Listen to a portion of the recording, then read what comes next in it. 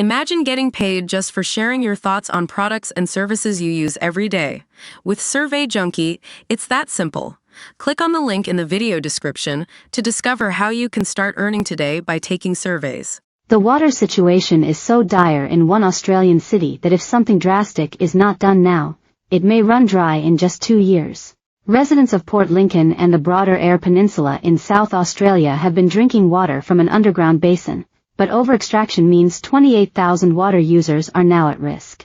We're running out of time, and we need to act, SA Water Minister Nick Champion told ABC's 7.30 program. The aquifers are running salty. We've exhausted our capacity to utilize Mother Nature for a water resource. We've just got to get on and look at the solution to it. One of the main proposals to address the problem is a desalination plant, but many of the town's 15,000 residents completely disagree about where it should go. Eyre Peninsula Seafoods CEO Mark Andrews believes that putting a desalination plant at Billy Lights Point could ruin his multi-million-dollar business. Why would you want to put a desalination plant in an aquaculture zone? He said. We are the largest processor, farmer, marketer of mussels in Australia, representing 65% of the industry, employing 76 people between the factory boats, office, and in marketing. Mr. Andrews said his business relied on the spat or baby mussels in the waters near Port Lincoln, which he fears could be destroyed by a huge pipe that will take seawater into the desalination plant. Let's call it a vacuum cleaner, and that vacuum cleaner is taking in the water through the desalination plant and my spat goes with it, he said.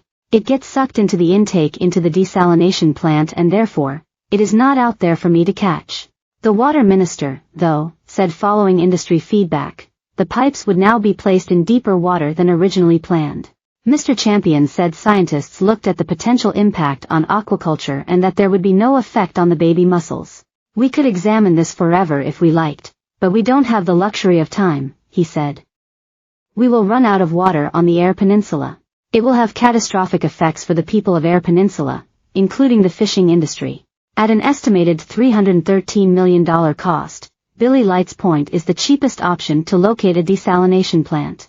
Another site was initially chosen further away from aquaculture farms, but it was abandoned because construction there would cost at least $500 million. It's just not a practical place to build one, Mr. Champion said. It's 20 kilometers away from Port Lincoln, you have to pump the water uphill. It's a fool's investment where we'd be throwing good money after bad. But Mr. Andrews said spending the extra money would be worth it as the region's fishing industry is worth more than $200 million annually. Everybody on the Eyre Peninsula wants water security. A little bit of money extra spent now for the long-term growth and benefit of a region pays dividends, he said.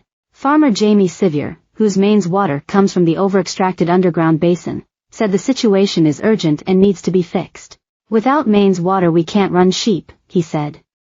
We don't have a river. This area around here is not conducive to dams.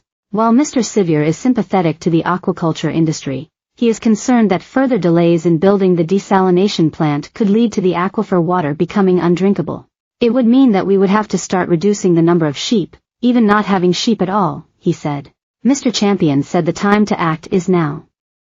I think there's been a lot of wishful thinking around the place, indulgent thinking, frankly, not just in the bureaucratic world or political world, but in the community as well, and still goes on to this day.